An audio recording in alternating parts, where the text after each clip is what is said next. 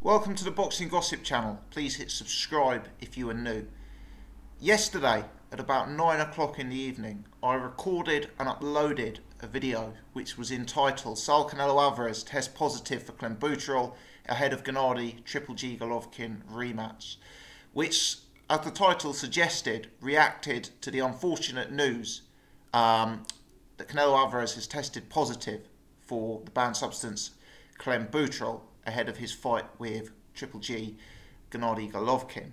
At the time of recording, less than 24 hours after the news initially broke, that video has over 2,000 views with nearly 100 comments on it. Clearly, it's a story that has caught the interest of boxing fans, both positively and negatively. On my own video, I will say that the vast majority of the comments have reacted negatively to this piece of news. I think with performance-enhancing drugs controversies in sports at present, particularly boxing, the general gist of the comments I received is that very few of the commenters were surprised at this news, but nevertheless it was viewed as negative news and a bad look for boxing. Of the comments I received, and I haven't done the maths, so you're going to have to take my word for it, I would say in excess of 80% of the comments I've received were broadly negative towards Canelo and his team's explanation for this positive test for clenbuterol. The statement, which was released by Golden Boy Promotions, was an extremely defensive statement in my mind, and I would say at least 80%, and I think that's a conservative estimate, of the reactions to me reading out the statement was one of lack of sympathy and lack of belief, with a huge amount of people saying, how on earth can this be blamed on dodgy meat? Canelo is a multi-millionaire who will have his own people cooking his own food and sourcing his own food for him, and it will be the highest possible standard.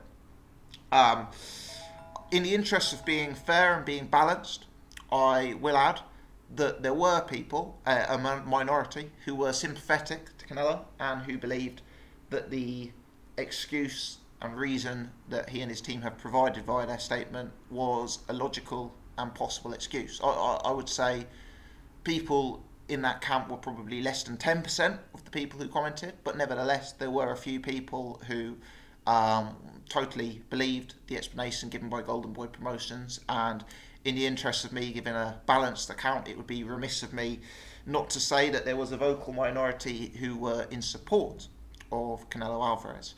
Regardless, it appears that the fight remains on. It appears that Canelo will now be taking his camp in America and will be submitting to extra testing in advance of the fight. So the fight remains on. However, I think the phrase "a black eye" is appropriate here, because unfortunately, after this piece of news, people are always going to refer to this when they discuss Canelo Alvarez. Boxing fans are very aware of performance-enhancing drug controversies. It's something that comes up again and again and again. It's something that you constantly hear with reference to fighters who've had performance-enhancing drug controversies in the past. If Canelo Alvarez emerges victorious against Triple G, rightly or wrongly, large portions of the boxing public, I would assume, will put that down to their belief that he may have been on performance-enhancing drugs, either in the lead up to the fight or during the fight. And unfortunately, it is the kind of thing that can be hugely detrimental to someone's legacy. It's probably rightly detrimental to most people's legacy, but in one of the rare instances that there is a genuine mistake, then nevertheless it will remain detrimental to someone's legacy. Now, when these performance-enhancing drug controversies come about, it is impossibly rare for someone just to put their hands up and say, yeah, I got caught. I think, in fairness, Shannon Briggs might have been fairly open to saying, yeah, my bad, I got caught, when he got done recently. But realistically, when these controversies emerge, there's always some sort of excuse. You know, there was Kid Galahad's brother spiking him. And, you know, I'm sure boxing fans everywhere can remember various excuses and people not taking responsibility and accountability for their actions.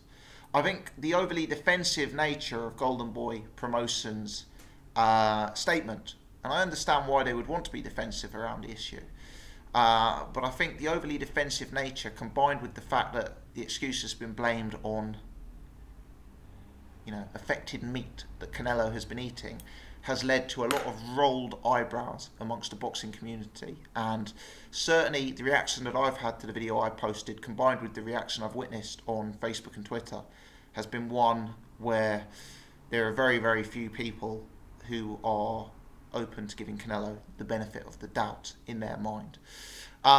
Today, there is further news on boxingscene.com, and I wanted to cover this because since I started this channel, whenever I start a story, I like to follow it up with you know, major updates whenever possible. And I believe that this is a relevant update. I'm referring to an article today on Boxing Scene by Miguel Rivera. The headline is WBC WBA back Canelo in test controversy. He is innocent. The article reads, the headlines have exploded from the moment it was revealed that Saul Canelo Alvarez has tested positive for trace levels of the banned drug clenbuterol. The Mexican superstar has the backing of the World Boxing Council and the World Boxing Association, two of the sanctioning bodies involved in the upcoming fight. Golden Boy Promotions confirmed via a news release that Canelo provided the positive sample as part of the voluntary testing program he requested ahead of his rematch with Gennady Golovkin. Reading down the article. WBC President Mauricio Suleiman believes the boxer is innocent, and Suleiman is quoted as saying, "We are going to follow the same line that we have taken in each of the positives for the other boxers who tested positive for clenbuterol. We will follow the protocol and we will work with the boxing commission where the fight will take place to get to the bottom of things. In a superficial way, as far as we know about clenbuterol, because of the level found and with the clean record of Canelo, who has been part of the program of the Voluntary Anti-Doping Agency for 4 years and has never tested positive, and considering that the problem of clenbuterol is a public health issue, everything indicates that it is food contamination." The article continues. Gilberto Mendoza, the president of the WBA, is also backing Canelo with this problem. He is quoted as saying, "I believe in Canelo's innocence. He has always shown himself to be a clean athlete.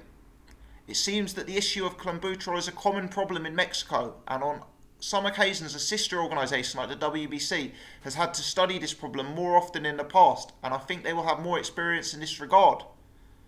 I know that it is within the levels that are reflected by the consumption of contaminated meat, and I have always been able to read that he will undergo any test, and if it maintains that, then the WBA will be on Canelo's side with the doors wide open, as we always have done. We are going to have a big fight on May 5th. This will add a bit of drama to the fight. I know the fight will continue, and we will agree to establish additional protocols, although this procedure is led by VADA, and there should be no problem." I find this fascinating. In a sport that has been dogged by performance-enhancing drug controversies over the past few years, I personally do not recall governing body presidents coming out with support for one particular fighter of this nature. Let me reiterate, the WBA president has come out and said, "I believe in Canelo's innocence." That is a direct quote.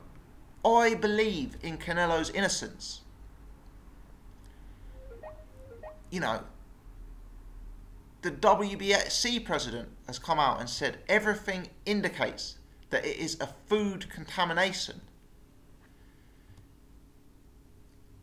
It seems very strange to me that the presidents of these prestigious, well-known, well-regarded governing bodies are pretty instantaneous in their urge to come out and to proclaim Canelo's innocence and to,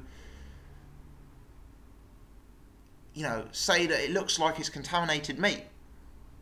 That may well be the case, but shouldn't it more be for, you know, it seems odd to me that it's the role of the governing body presidents to come out and give this support. You know, I don't recollect them doing similar support in the past, and I'm afraid a lot of the boxing hardcore will be thinking this is because of Canelo's celebrity and star power in the sport, and you know how much earning potential he brings to the sport of boxing, that people are so keen to defend him and so keen to, you know, jump to his defence and say that we believe he's innocent.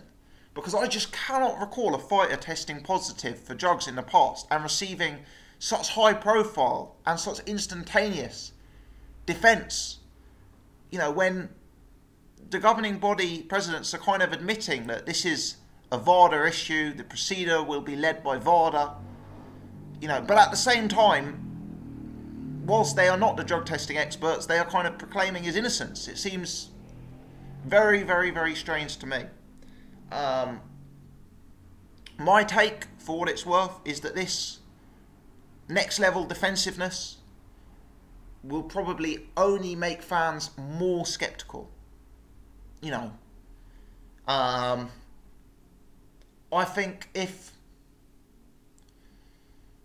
you know, I just think that the sort of lengths they've gone to quote people and to get high profile boxing figures to support him will kind of make people suspicious that there's something to hide. And, you know, sometimes when someone's being so defensive in life, it's kind of an indicator of something going on behind the scenes. I don't know if this is the best way of clearing Canelo's name. On the plus side, and I did refer to this in the original video, it's good that stuff like this is even coming out and being issued in the public arena. You know, if the sport was completely corrupt, perhaps we would never hear about a positive test of this nature. You know, perhaps a guy with Canelo's star power would never fail a test. Perhaps it would get swept under the carpet, and it hasn't done. So you have to give some credit to the sport of boxing that it's kind of out in the open. You know, maybe we shouldn't instantaneously write Canelo off, because the vast majority of us won't be performance enhancing drug and clenbuterol testing experts, and it does seem that high profile people are giving him the benefit of the doubt. But it's a bad look for boxing.